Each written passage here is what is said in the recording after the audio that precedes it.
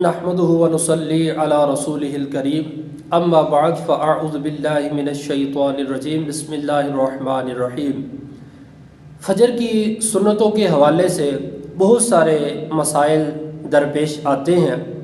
ان میں سے ایک مسئلہ یہ سر فہرست ہے کہ جب فجر کی جماعت قائم ہو جائے، فجر کی جماعت کھڑی ہو جائے، تو ایک نمازی آیا، اس نے دیکھا کہ جماعت کھڑی ہے اور سنتیں اس نے نہیں پڑھی تھی۔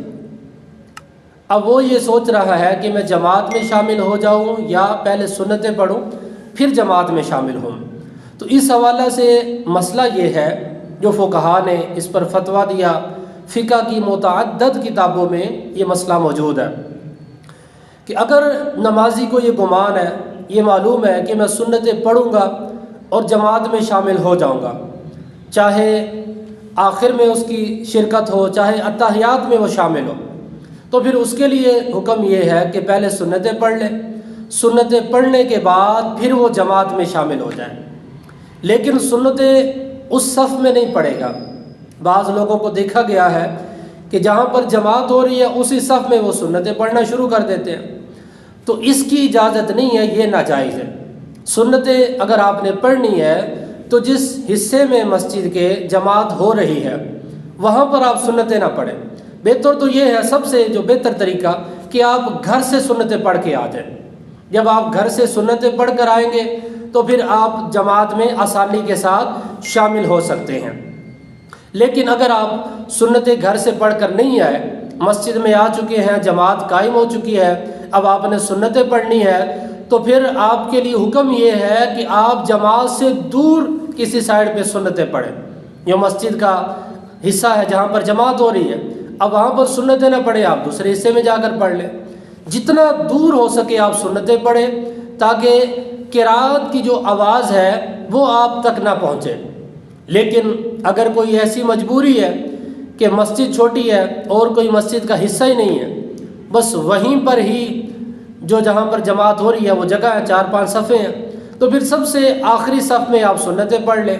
درمیان میں کوئی دیوار یا کوئی جو پلر وغیرہ لگے ہوتے ہیں مسجد میں، کالم ہوتے ہیں، اس کی کوئی نہ کوئی آڑ ضرور لیں۔ تو اس طرح سے پھر آپ سنتیں پڑھ کر اور جماعت میں شامل ہو سکتے ہیں۔ لیکن اس بات کا خاص خیال رکھنا ہے کہ جس صف میں، جس جگہ پر جماعت ہو رہی ہے وہاں پر آپ نے سنتیں نہیں پڑھنی۔ اور یہ تو مسئلہ تھا سنتیں قبل، یعنی جماعت سے قبل پڑھنے کے حوالے سے۔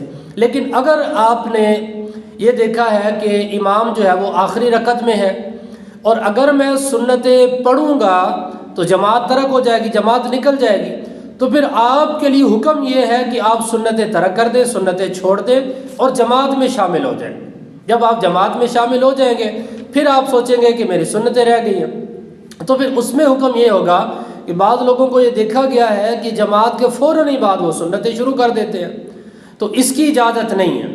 شرعاً یہ منع ہے، شرعاً یہ ناجائز ہے۔ جماعت کے فوراً بعد سنتیں پڑھنے کی اجازت نہیں ہے، بلکہ طلوع آفتاب کے کم از کم 20 منٹ کے بعد آپ نے سنتیں پڑھنی ہے۔ مثلا آج طلوع آفتاب ہے 7 بجے، تو جیسے ہی 7:20 ہو جائیں گے تو اس کے بعد آپ سنتیں پڑھ سکتے ہیں جو آپ کی پہلے سنت قبلیہ رہ چکی ہیں۔ لیکن طلوع آفتاب کے فوراً بعد بھی آپ نے نہیں پڑھنی اور جماعت کے فوراً بعد بھی آپ نے نہیں پڑھنی، اس بات کا خاص خیال رکھنا ہے۔ سنتیں جب پڑھنی ہے طلوع آفتاب کے کم از کم 20 منٹ کے بعد سے لے کر زوال سے پہلے تک اس کا ٹائم ہے، اس دوران آپ سنتیں پڑھ سکتے ہیں۔